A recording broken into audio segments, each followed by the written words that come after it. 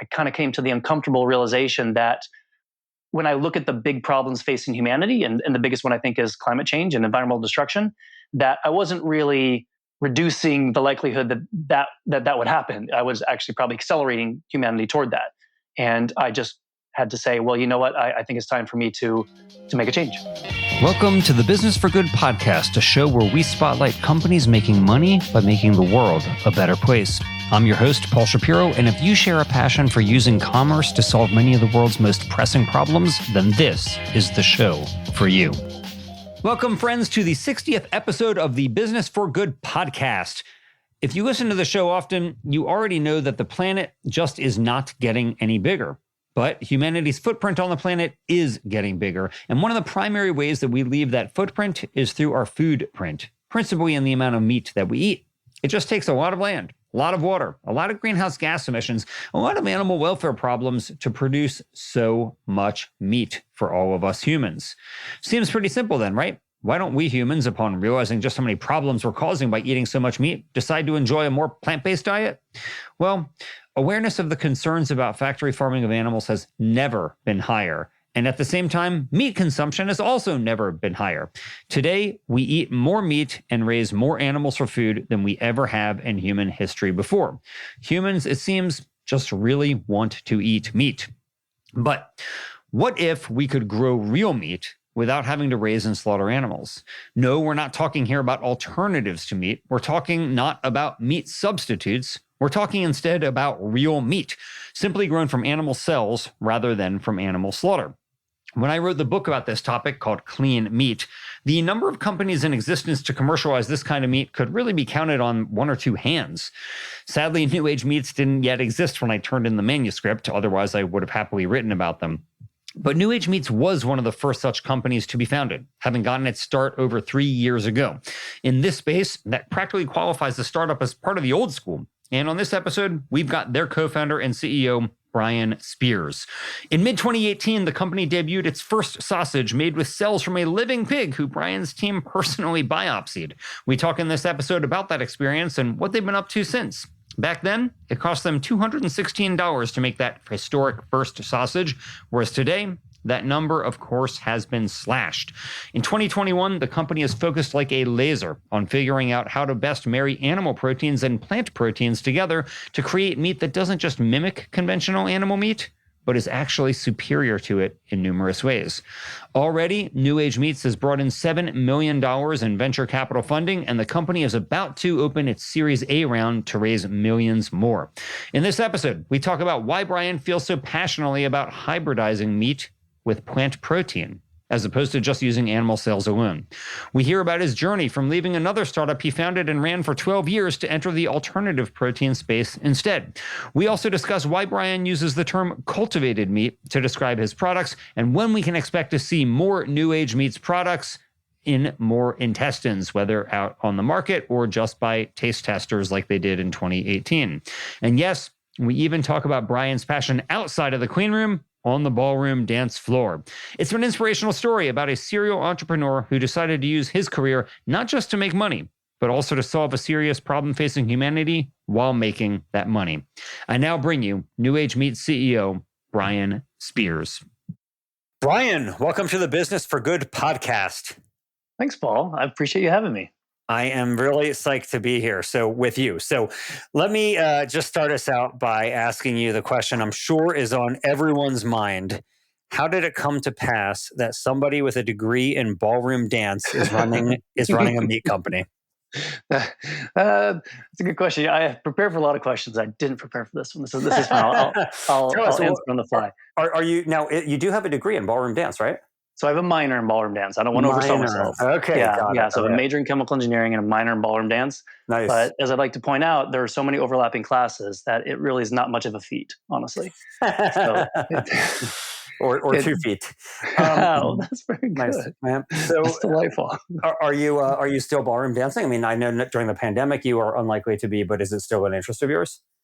It certainly is. I mean, social dancing is really, so there are, we could make a whole podcast on ballroom dance, but so there's more like international style, like a competitive style where you'll go and perform and compete and such in a very will standardize way. And so there's certain figures that you'll be judged on and that type of thing. And then there's a social dance element where essentially you'll just go to a dance and you'll ask someone to dance and then you'll just dance together in any number of styles of dance, right? So maybe you're going to do the cha-cha or the rumba, or maybe you'll do a waltz or a tango or foxtrot. So then it's just really a lead and follow type of thing, much like people do in salsa or swing. So it's essentially just that type of lead and follow, but you're doing it with other types of dance. So I'll still do that sometimes. It really, you find that it attracts an older demographic in most cases. So it depends on who I'm hanging out with. But I'll still kind of go and do dance, a salsa dance or a swing dance, like I said, because those tend to be more people my age, frankly. But I still really enjoy dancing for sure. But during the pandemic, it's much more difficult. I do much more dancing alone in my living room, which I also recommend. Don't need a minor for that. Very, very nice. Well, a couple things. One, a colleague of mine is into ballroom dancing big time, and so I'll have to introduce you to him, in case you don't know him. But he's really into it. But second, who's going to lead? Yeah, okay, that's fine. We'll figure it out. I'll leave that to you guys. But but I didn't know you were into swing dancing because my wife Tony actually got me into it, and before the pandemic, we were going out like twice a week. And she used to be like super into it. She was like an instructor and like traveled all over the world doing, or at least all over the country rather, doing various swing dancing competitions and all these events. And then she got me into it more casually, and we're going out before the pandemic twice a week, but now we do swing dance together at home during the pandemic, which is fun. And our dog really gets into it, and he tries to dance with us. So, but that's cool. So, do you go out swing dancing now?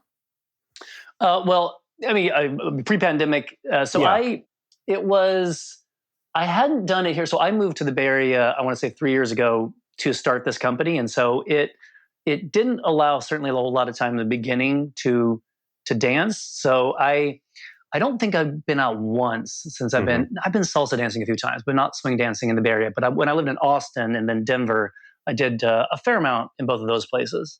All right. Well, we'll have to compare notes sometime. I'm sure that you are superior to me in your dance acumen, given that you have a minor in it. But someday we'll have to compare some notes here. But we have many common interests aside from swing dancing, and that's what we are really here to talk about. Right. Although I do think that dance can help make the world a better place too. But for the purposes of our conversation here, New Age Meats is not your first rodeo, so to speak, that you were actually the co-founder and CEO of a company prior to your life in the meat industry, trying to grow meat without animals. So just tell us, what was Six Clear and what happened with it? Like, you ran it for many years, but what was it, first of all, and what did you do with it? Sure. So my educational background, so I just have a bachelor's in chemical engineering. And then after I graduated, I went to work for a company called National Instruments out of Austin, Texas. And they do kind of broadly, basically they make the hardware and software that feeds all kind of frontier technology industry. So they will help research labs, production, and like early stage production environments. So moving from research to development, and then using those same types of tools to move into production, like manufacturing. So I worked for them for 4 years, and then after a while, I kind of determined that I could do this myself and run my own company. So myself and another guy co-founded Six Clear, and it essentially worked with a few different types of customers.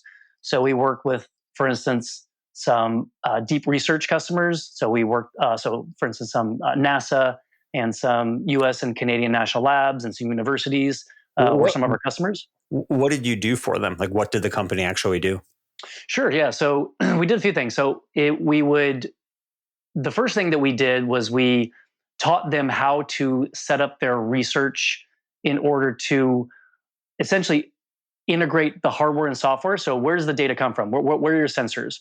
And then how do you gather that data together? How do you store it together? Then how do you make data-based decision? What type of logic are you applying to it in order to determine whether your test passes or fails?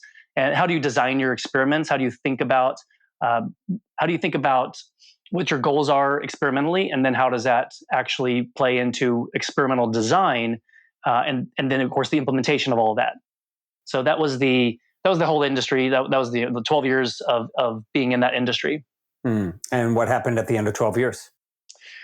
I think that increasingly, as the time wore on during that last company, started to ask just more questions on what's the point of this company, right? What is it here to do?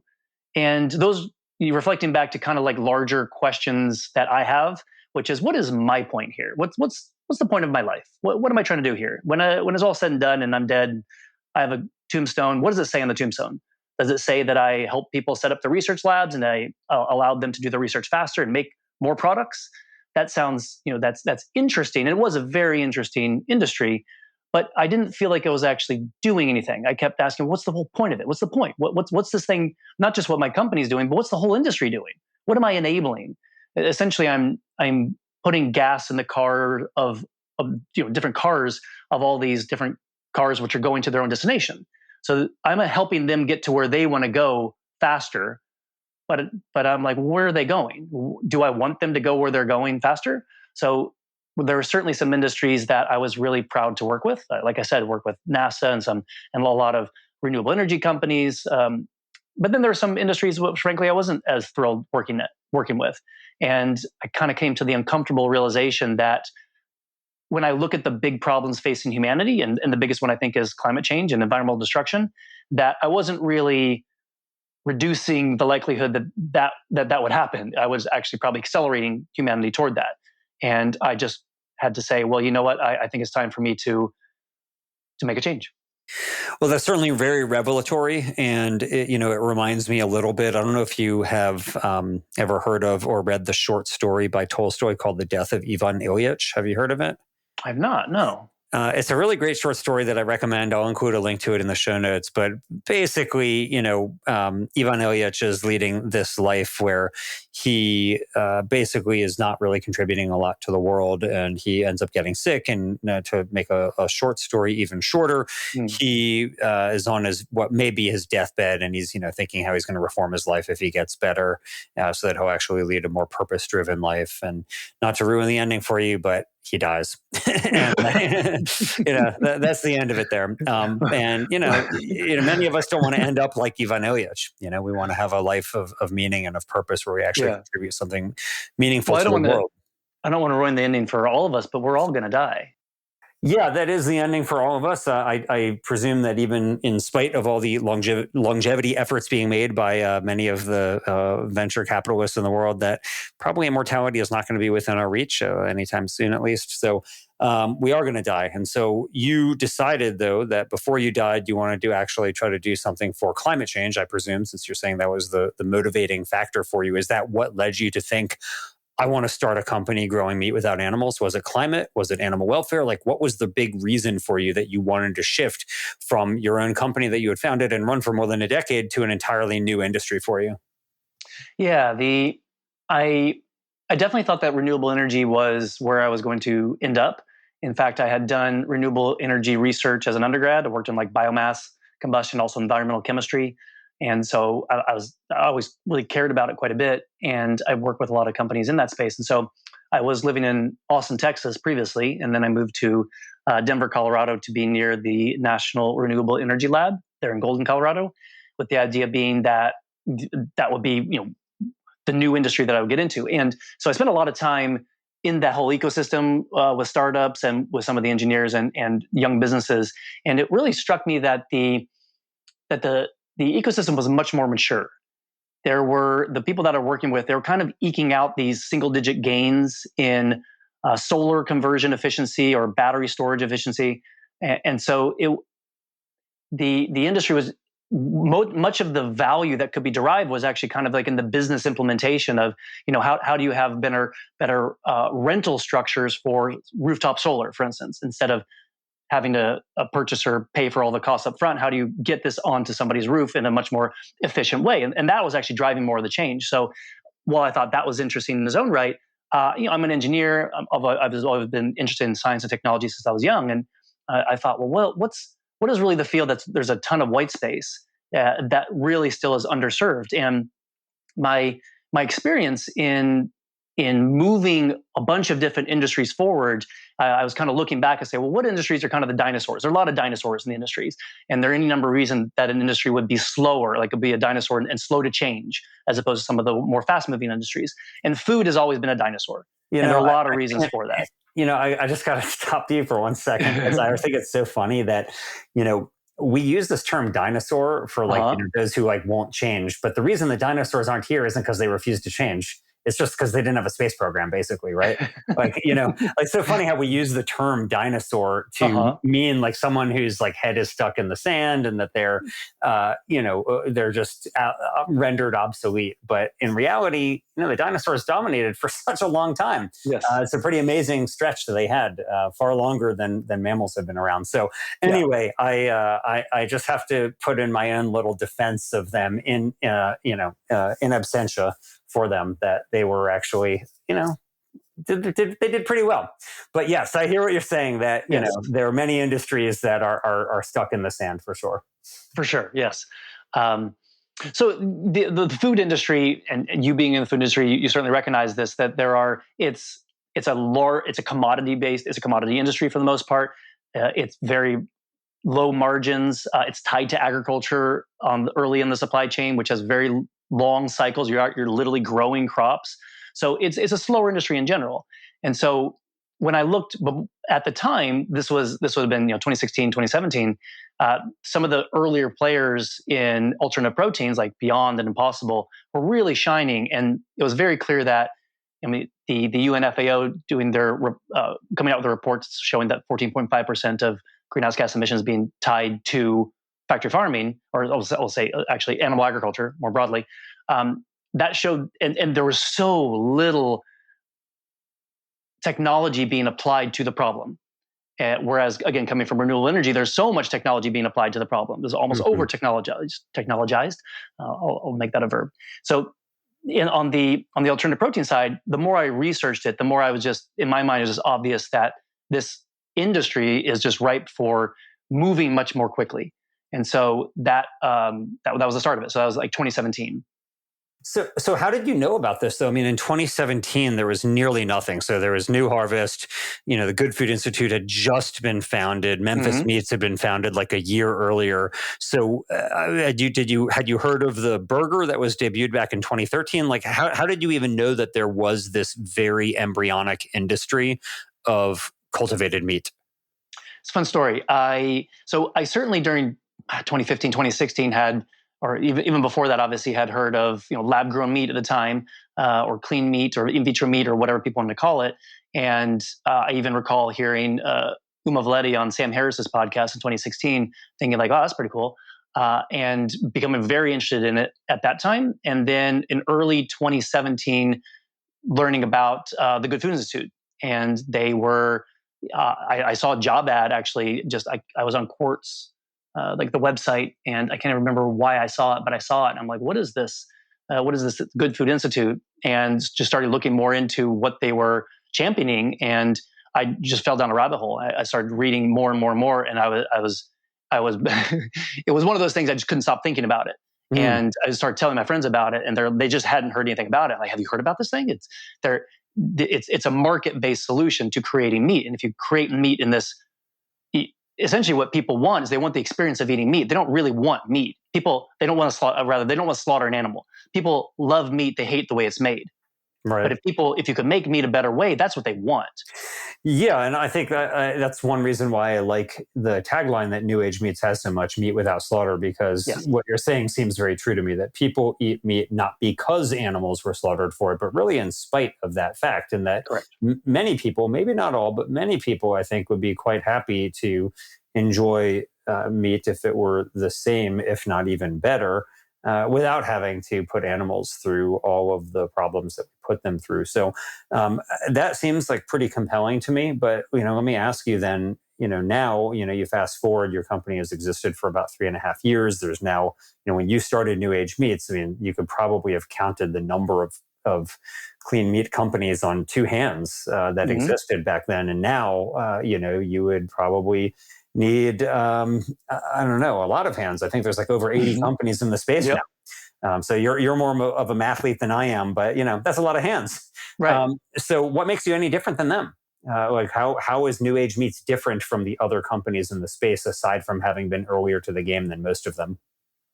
That's a great question. So the I think the biggest differentiator we look at is we look very deeply at and I kind of alluded to it just previously, and I tell the team this is we're not a cultivated meat company. We're not a plant-based meat company.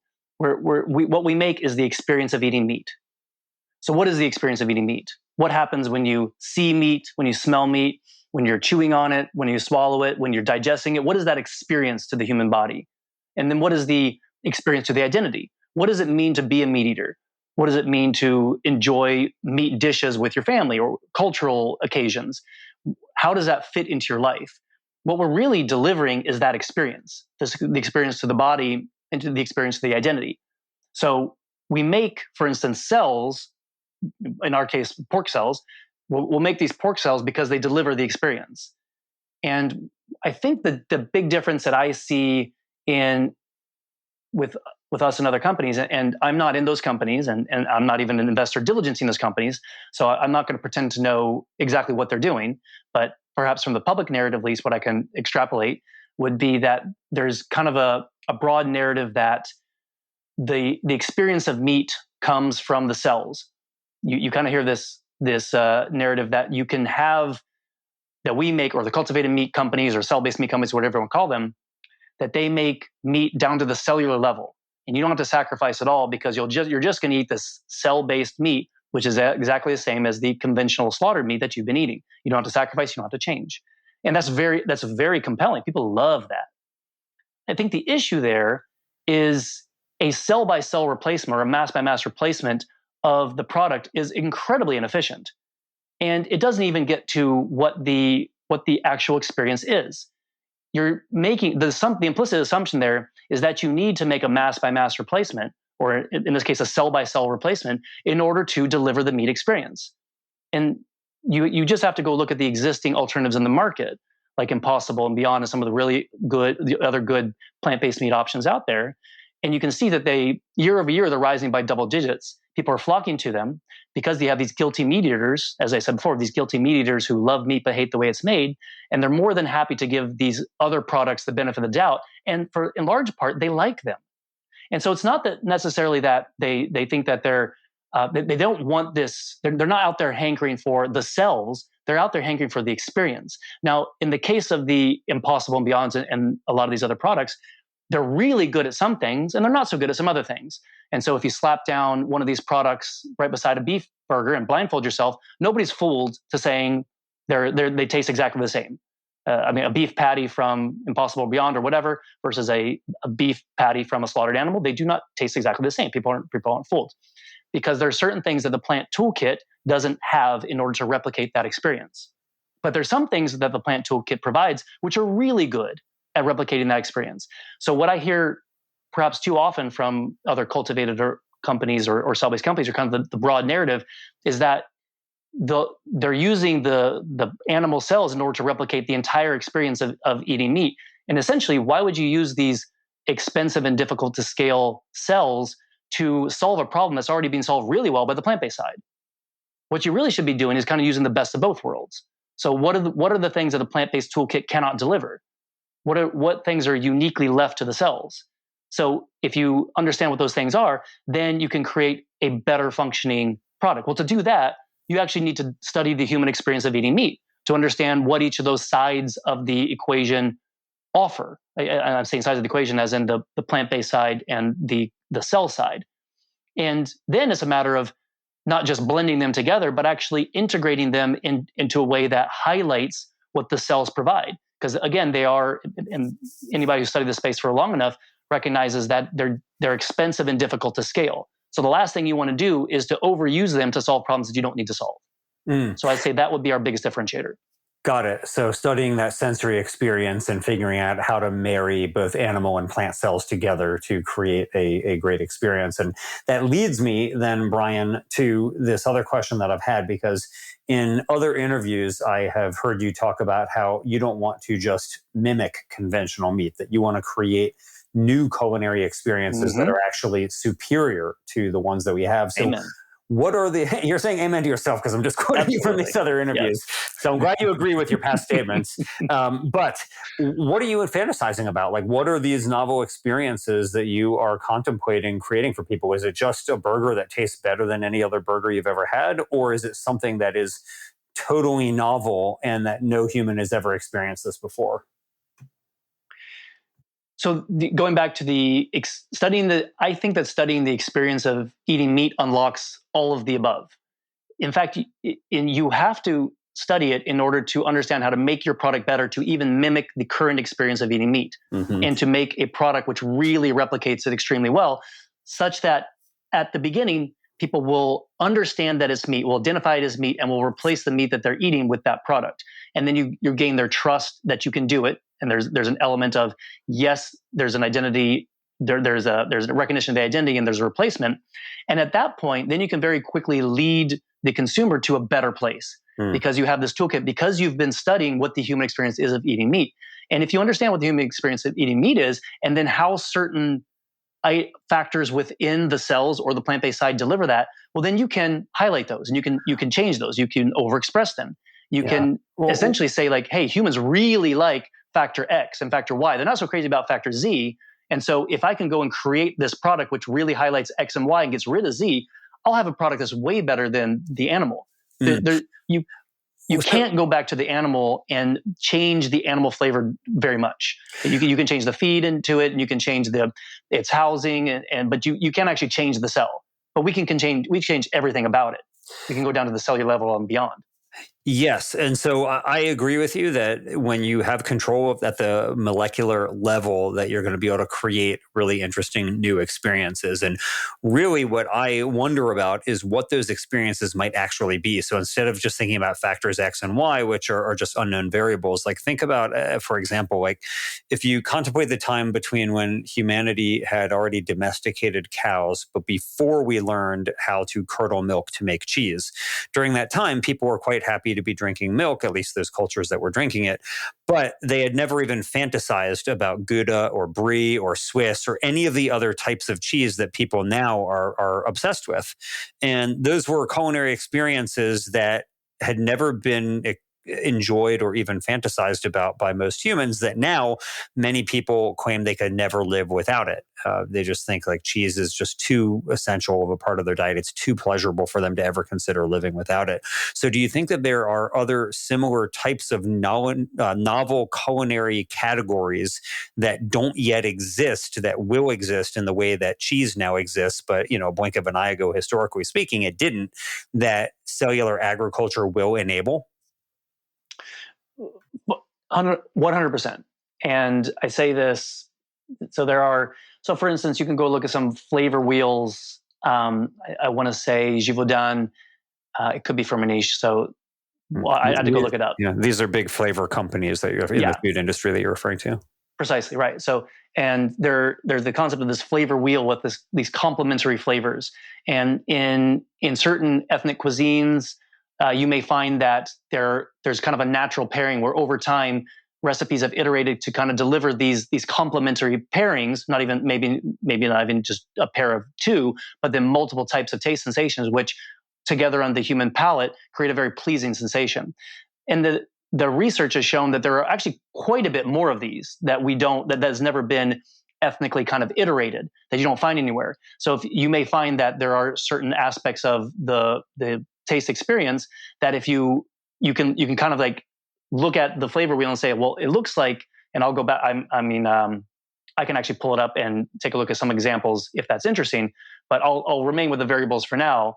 That, for instance, X, Y, and Z do really well together. Well, you can pull those out and you can go create a dish which people haven't seen before. So, for instance, I used to live in Austin, Texas. At South by Southwest, they used to do this. They would have some of the food trailers during South by Southwest to go and try some of these new novel experiences, which people hadn't, like, it sounds extremely weird, right? So some candied type of meat that will have some sort of sour citrus flavor to it. And on the surface, you think that's really weird, but you try it and it works. It's some way of like, wow, I never thought that would be good, but I really like it. And so there are any number of experiences that we humans can have that just they're out there, and you they just haven't kind of been iterated among like the ethnic or the chefs in the restaurants. They haven't yet come upon these taste or flavor amalgamations that really give us this experience that we could have. Yeah. But that whole space is so wide open. And here's my suggestion for you. So I know that you guys are working with pig cells, but think about, there's a category of people out there who want a turducken. Now, if you don't know what a turducken is, it's a chicken stuffed inside of a duck, stuffed inside of a turkey, and then you cook them all, and you eat the meat of 3 species of birds all at once. Now, I don't know why anybody would want to do this, but people like novel experiences, and so maybe that's it. But it's pretty crude. You're just layering one type of meat on top of another. But what if you could grow chicken, duck, and turkey cells all together and interweave the protein so you have an actual turducken, not just something where it's one bird stuffed inside of another, but you have a cultivated turducken that you can allow people who have never experienced that to get their own real turducken, cellularly speaking. What do you think? I think you're right, and I will take slight issue with one of the ways you said it, which is how could you marry together or interweave a turkey and a duck and a chicken cell? And going back to what I was saying earlier, it's not necessarily that you would even need a separate turkey and duck and chicken cell. You would simply have to know what the turkey, duck, and chicken cell delivers, that delivers to you the experience of this is duck, this is chicken. And so if you can instead identify what that is, well, then you don't need to make the entire, for instance, you don't need to go biopsy, for instance, or go and do an iPSC on some sort of chicken, to go make a cell line on chicken, to go then get a media formulation for the chicken cell line, which then goes into a certain bioreactor, which is optimized for that cell. And then you do that for the chicken, you do that for the duck, and you do that for the turkey or whatever. That's a lot of redundant work. What you're instead doing is you're saying, okay, what is each of these cells delivering that, again, the human palate identifies as turkey, duck, or chicken, and essentially understand how a cell will make that. Yeah. And then you make that. That's much more efficient. Interesting. Okay. Well, I like where you're going with this. And please know that if you ever do a tasting of the New Age Meats turducken, that I hope, given that I am the progenitor of this idea, I really hope I'll be able to get an invite to this. So now that we're talking about your tastings, though, let me pivot here, because you guys did a very cool tasting of some sausage. And you even talked about the pig from whom the original cells came from, this pig, Jesse. So tell me about Jesse the pig and what you did with Jesse's cells and what happened. Sure, yeah. So that was in July of 2018. So that was shortly after we formally incorporated the company. And we went to IndieBio, which is a biotech accelerator in downtown San Francisco. And they gave us our first pre-seed funding. On Jesse Street, if I'm not mistaken, right? It is on Jesse Street. It's an amazing coincidence. Is it? Was the pig named after the street? It is, yes. Okay, got it. My co-founder, she took the liberty of doing so. The farm pigs weren't named, and so we gave Jessie her name. Yes, I wasn't sure if this was like a pig on a sanctuary or on a farm. So anyway, so Jessie is a farm pig who I presume. How did you get the farmer to consent to giving you some of Jessie's cells? Payment. Yeah, we just we said we're very upfront about what we were doing, and luckily there was a veterinarian on site, so the veterinarian worked. So it was a small farm, and they had they tried to be as regenerative as they could, and so they had animals in various disciplines, delivering certain value to the value chain that humans want, and so the veterinarian was on site. And so she was able to anesthetize the pig, because the pig doesn't know it's saving humanity. And so then you can take a small biopsy of the flesh of the pig. And saving fellow porcines as well in the process. The pig is probably less interested in saving humanity than in saving fellow porcines. That's true. That's true. It's a high-minded pig in all regards, but I think you're probably correct that I was most interested in its fellow species. Yeah. So then we were able to get that biopsy, and essentially at that point, then it's just a matter of cell work. So you're gonna kind of chop up that biopsy, and then you separate out the stem cells, and then you grow the stem cells, and then you will separate them and then differentiate them into muscle or fat. That was the first. How big is this biopsy? Is it the size of like a sesame seed, the size of a grain of rice? Like what is the size that you're taking here? Yeah, it was. I would say slightly larger than a grain of rice. Yeah, Okay. it was. Okay. We wanted to make sure we got. We wanted to get it from the. I guess this isn't actually. We got it from the belly. At the time, we had a lot of questions like, where on the pig should we get it? So we're like, well, we kind of want to make sausage that tastes more like a bacon type of product, which we came to learn later isn't really accurate. Like good sausage comes from the shoulder. But we were, I don't have a background in meat, neither did she. So we just kind of said like, well, belly, pork belly, like that's where the good stuff comes from. So we're going to take it from the belly. Mm-hmm. So we took a small biopsy, about a grain of rice, maybe a little larger than a grain of rice from the belly. Okay. And so how long before you have this, grain of rice sized biopsy do you have a sausage? So that was about 2 months. So from mid-July until mid-September. And then we served about three kind of small. I think one of the reports said egg roll size sausages, so small egg rolls, and they were actually 10% cultivated meat, and we use an equal portion of muscle and fat, and the rest of it was plant based. What's the plant based that you're using? So it was soy based. Okay, cool. Mm-hmm.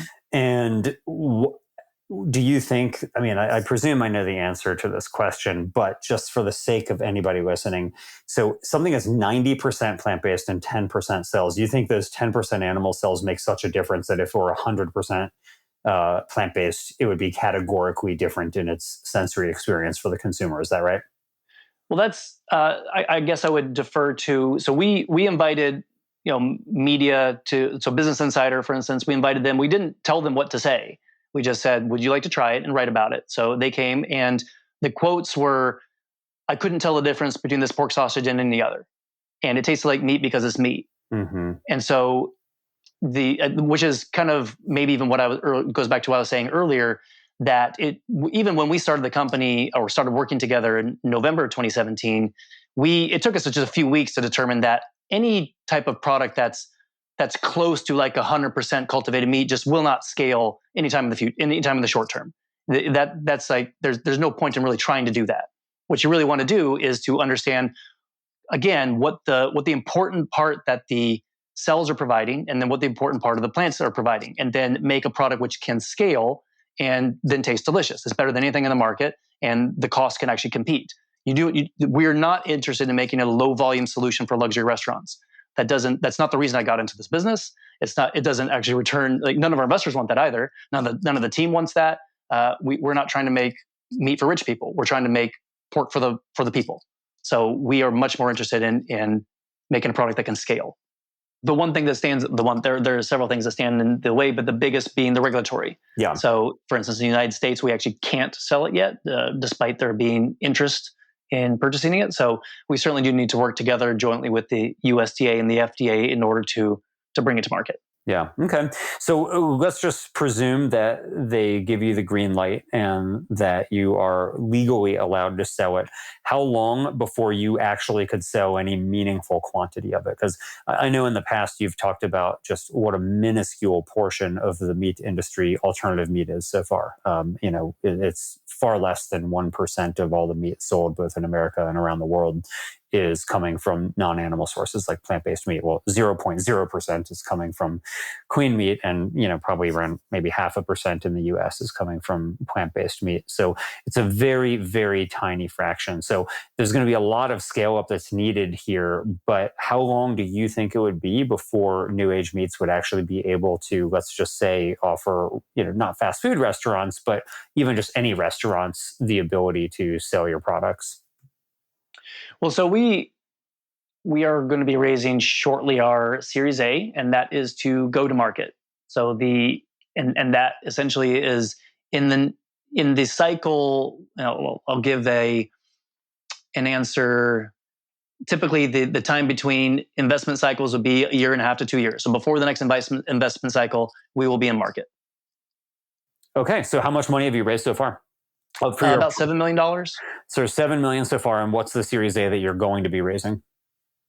We're still working that out with our potential investors, so not quite Mhm. ready to say how much that is yet. Okay, but presumably some multiple over that, over the 7 million, of course. Yeah, it depends. I mean, Right. it depends on the right investor. That's that in my mind, the right investor, and then how they marry with the milestones. Right. So Okay. certainly more than what we've raised so far. Yes, definitely. Okay. Well, okay. So you're going to be raising millions more. And what are you using it for? And so, one thing I read recently, and tell me if you think this is true. I read recently that if you were to take all of the bioreactors in the world today that are currently used for mammalian cell culture, every Mhm. single one of them for biopharmaceutical purposes, everything, biomedical, everything, and repurpose them all to be producing cultivated meat, that it would still not comprise, the output of them would still not comprise 1% of the world's volume of meat that is being Mhm. produced right now. You think that's true? I haven't done that calculation, but I would say that is not the product that we're making. So that Mhm. falls more in the camp of the mass by mass Yeah, replacement that I got was it. saying earlier Okay. is the losing strategy.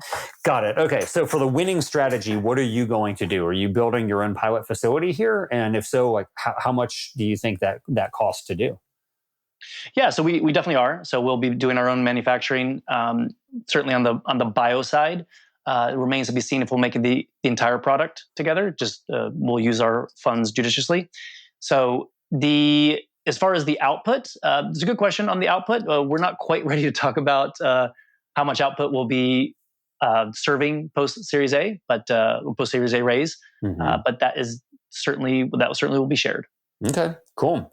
Well, I can't wait. There's a lot of folks who are talking about building pilot plant facilities here in the world to Mhm. start culturing animal cells, which is really exciting. And I actually violated one of my own rules, which is I don't like calling them bioreactors just because Mm, that's so, it has a little bit of a scary feel to people. right. Calling them something like fermenters or cultivators seems to be a consumer friendlier term. What do you think? Yeah, I mean, it's a great question. Some of the other, I mean, I've chatted with some of the folks in some of the other companies about this very question. I think that fermenters, I don't think is entirely accurate. Yeah. So fermentation is it's something that we don't do. So it would be so cultivators could work. I think it's an interesting term. It's because for instance we hire people who have experience working in bioreactors. We can't really say that we're looking for a cultivator engineer because they won't know what we're talking about. So, in order for us to actually use the existing technology and the people with experience in that, then we have to use the industry jargon, which is Yeah. bioreactor. So, Well, I get in the habit of saying that. yeah, it's one thing to use it in a job description, and it's another thing to Mhm. use it in a public facing way, Correct. like an interview with the media. Mhm. I doubt that. I think that there are some people, like perhaps both of us, who would be happy to eat bioreactor to fork meals, Mhm. but I have a feeling that most people. Would like to envision their food coming from somewhere else, which cultivator may work for that. But I guess I can't not ask you then also because during this interview you've used terms like cultivated meat and cell-based meat. Do you have thoughts on this? There's clean meat, there's cell-based meat, there's cultivated meat and cultured meat. Do you have thoughts on this topic about what are the most consumer friendly ways to describe the foods that you're making? Sure. Yeah. So we certainly have been keeping up with the discussion, the ongoing discussion. And when we started, we were a clean meat company. That was certainly what the industry was, how the industry was defining itself. And there have been a number of various reports over time on various things around consumer acceptance, but also differentiability. Uh, Essentially, like how differentiating is the term between conventional meat, for instance, and then you see different types of reports that come out targeting uh, terrestrial animals versus seafood. So we've also done our own work. So we have talked to some of our own consumers, some of the go-to-market venues, channels that we're working with, and we've asked them what they prefer. And so the response that comes back is cultivated. So cultivated is the term that we prefer. Hmm. We don't, but I mean, we're a very data-driven organization, and if the data comes back showing later that there is a better term, then then again, we're data driven, so we'll follow data. Yeah, I like Cultivated, and I too use it, and I think it's good. I do, as I've shared, I have some concerns that people don't want to eat cells, and so referring to it as cell based. I think referring to it as cell based is a great way to differentiate it, but I'm just concerned that it's in a bad way, that you're differentiating it by handicapping yourself because people have a hard time. Really wanting to eat cells. Of course, all the food we eat is comprised of cells, which is another way that it's actually not differentiated, since conventional meat is made from cells also and is also cell-based, and plant-based meat is cell-based too. So, but I understand the desire for it, and I think that Cultivated seems to walk that line. But either way, I agree. Like, should let the data actually drive those types of decisions, and see what the best ways to describe these foods are to make them the most appealing to consumers, because there's already going to be a perception issue that will have to be battled. And, you want to start off on the right foot. You only get one chance to make a first impression, Agreed. Yeah. It's very smart. Yep. Yeah. Well, okay, Brian. So you're going to go out, you're going to raise the Series A, you're going to build a pilot plant. And from there, you're hoping that the regulatory piece will fall into play, and then you start selling? Or is the pilot plant just really to demonstrate what you're capable of doing? Or do you want to actually start selling that product to, let's say, restaurants or grocery stores or caterers or whoever else it would be? Oh yeah, we definitely want to start selling. It's the doing the production, making your own production facility. The first product that's going to come out of there, though, it doesn't go right to the consumer. So a lot of people may take the idea, I guess being from maybe outside the industry, would say that, well, as soon as you finish the production facility and run it, then you're ready to go deliver to the consumers. And that's not quite the case yet. So much like you kind of need to wear in a new pair of shoes, you kind of need to wear in your production facility, and you need to understand how good it is at consistently making the product that you are going to be delivering to your customers. Because you don't want to deliver a product which is one day soupy and the next day too dry. And so you want to first off make product that goes back to your own R&D to determine that it is meeting the quality standards that you want to share with consumers. And so, yeah, that's going to be the first few months after we start producing product, and then we'll be selling that. Yep. Okay. Yeah, I don't think soupy is the adjective that most people want when they think of their meat. They might want novel experiences, but I don't know that soupy meat is what they're going for. I may have to go back to that flavor wheel from fermentage. Like, there may be a vector in soupy, but I don't know. Memory doesn't serve me well tonight. We will have to see. I look forward to hearing a backer report on that. Right. Okay. So, Brian, you have founded 2 companies and served as CEO of 2 companies. So, for somebody who's a serial entrepreneur like yourself, there probably are lots of resources that you have relied on in your journey throughout your life here. Are there any books or anything else for people who look at what you're doing and are like, hey, that Brian Spears guy, I really like what he's doing. I'd like to be more like him. Are there any books or other types of resources that you would recommend for folks who are interested in trying to start their own business to try to make the world a better place? Sure. Yeah. So a lot of places to start here. So I think that the books, probably the biggest, especially for making a technology based frontier, so essentially translation of frontier research into market, that's fundamentally very difficult, right? So it's certainly non-trivial to say we're going to go into the lab, we're going to try and figure out at a very fundamental level what we don't know already, and then we're going to go and move into development on that, and then move that to production. So that's the pipeline I've been working with my entire career, and that whole pipeline is very hard to do well, and it's very hard to keep a culture inside of the company which keeps all the pieces together that does that, because the people that work early stage, the researchers, the research scientists, they think very differently than the engineers who do more of the development and testing, than the production people that go and make this at scale and then make it more efficient and to make it a cost effective enough to be able to deliver to the market. And so being able to maintain a culture which houses kind of big tent all of those people is very difficult. So in the beginning, especially, I think it's important to be really aware of what you know and what you don't know. And I think that one of the best books that teach you this is like Thinking Fast and Slow is one of my favorites.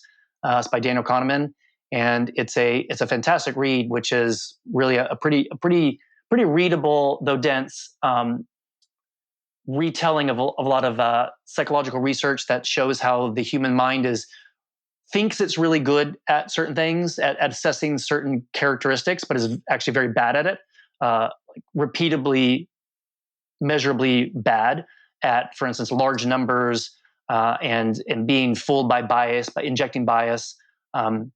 So I think it's a fantastic book, not just to read once, but to keep going back to. Like I'll pick it up and to start and read a chapter, and I'll be like, oh my god, how have I forgotten that? I've entirely forgotten this whole priming thing, and how priming has affected me. Yeah. So Well, the human mind is good at deluding itself into thinking that it has a good memory too, I guess. yeah, well, yeah. I mean, I'm reminded. Richard Feynman has that great quote. He said the first principle is that you must not fool yourself, and you are the easiest person to fool. So you definitely want to be Mhm. aware of these. You want to be aware of these ideas, ideally to inoculate yourself against them. But again, it's difficult to inoculate yourself, so you kind of have to keep doing that. So I think that's a really fantastic one. I like to share that early on in my career. I think that the rise of kind of long form interview podcasts was really instrumental, uh, because it wasn't just kind of a retelling of a entrepreneur or some sort of builder moving from success to success. Because if you look back, you can always draw the lines between these certain things that you did to show that you meant to do these things.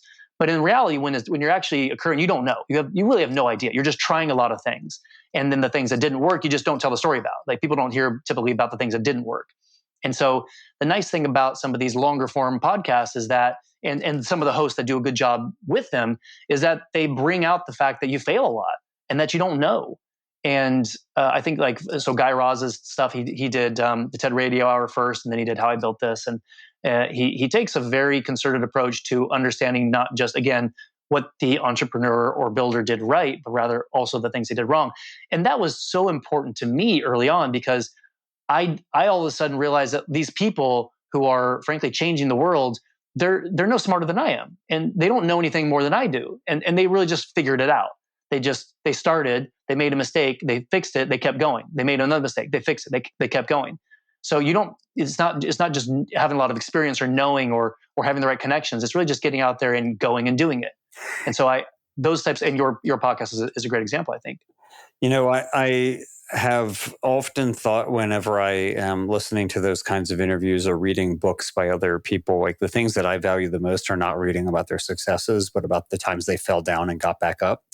And if you read Shoe Dog by Phil Knight, which is the autobiography of the founder of Nike, he basically spends most of the book talking about all the failures and near-death experiences that the company had, and all the ways that they basically screwed up.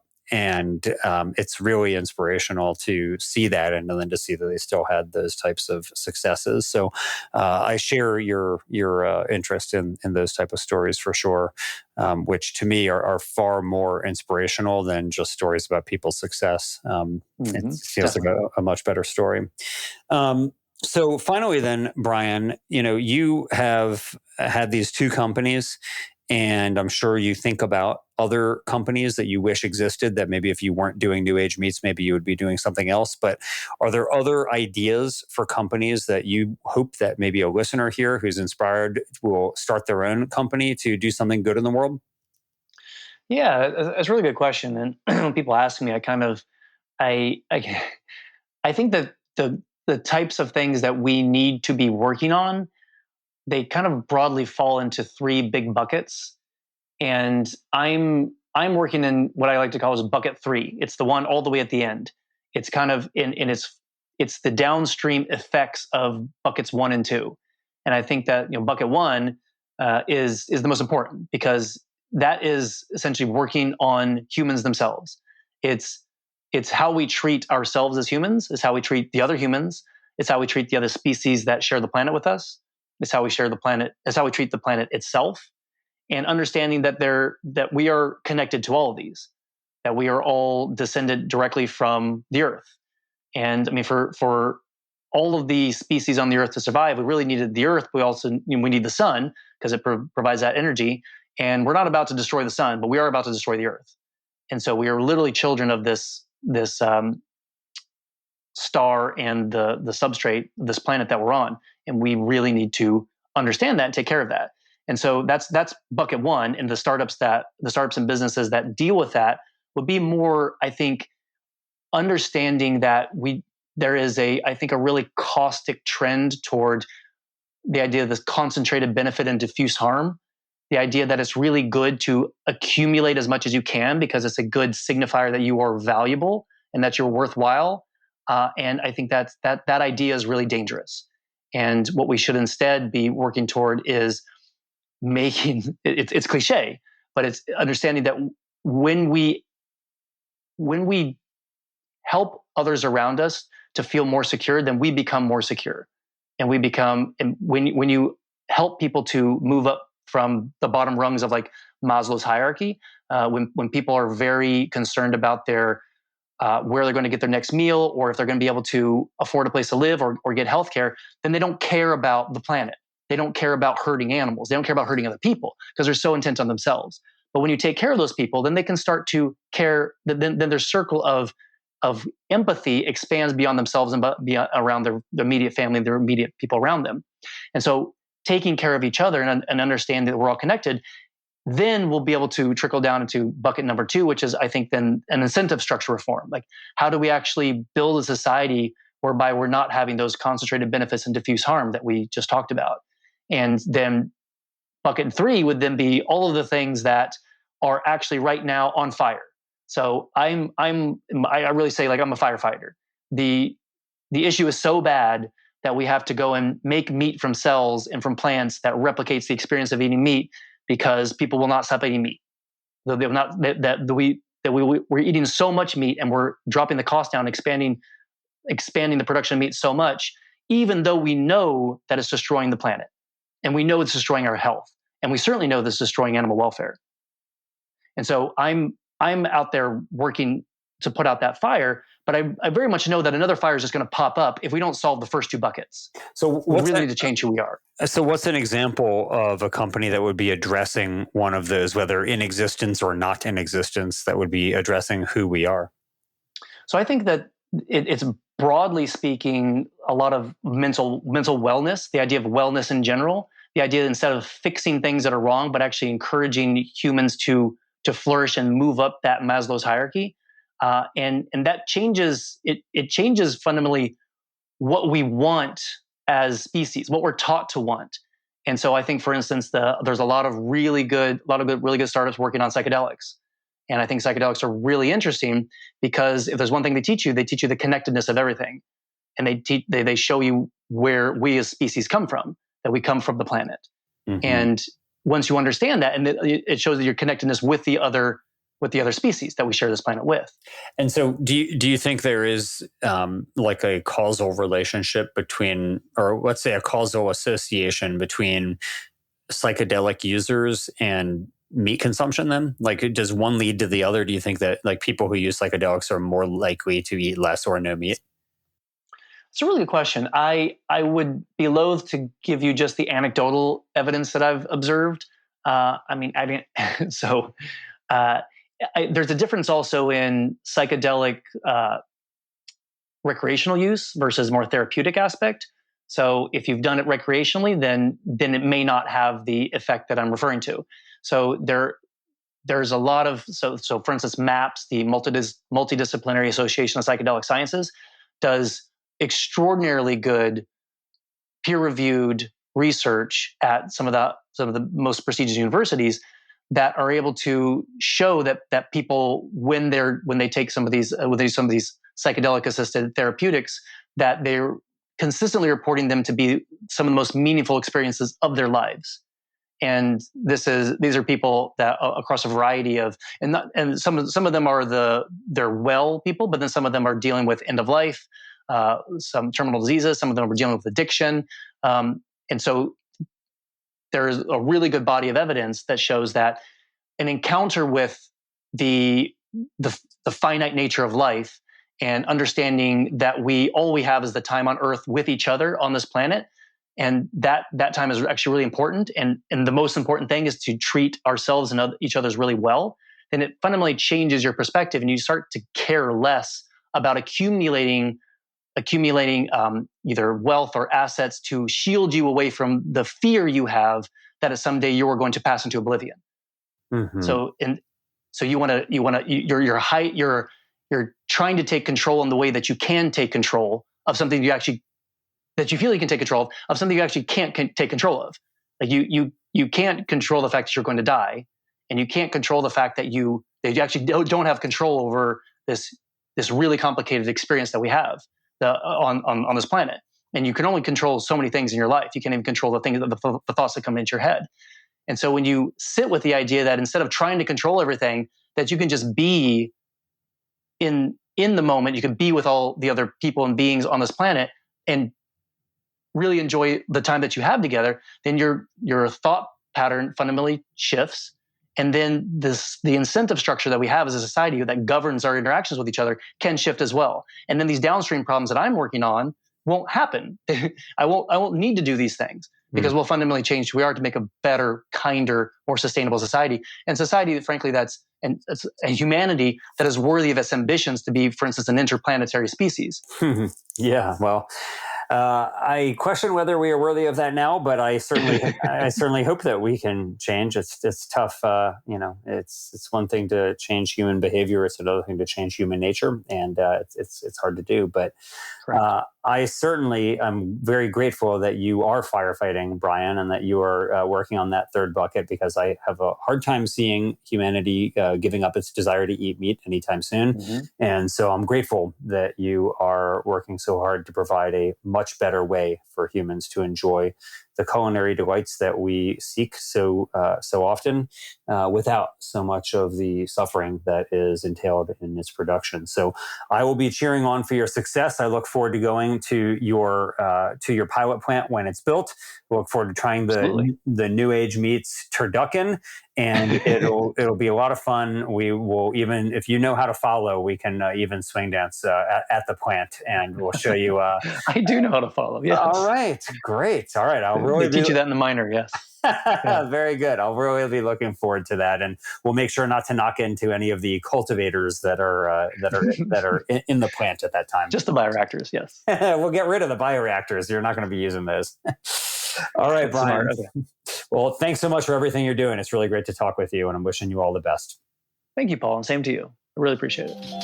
Thanks for listening. We hope you found use in this episode. If so, don't keep it to yourself. Please leave us a 5-star rating on iTunes or wherever you get your podcast. And as always, we hope you will be in the business of doing good.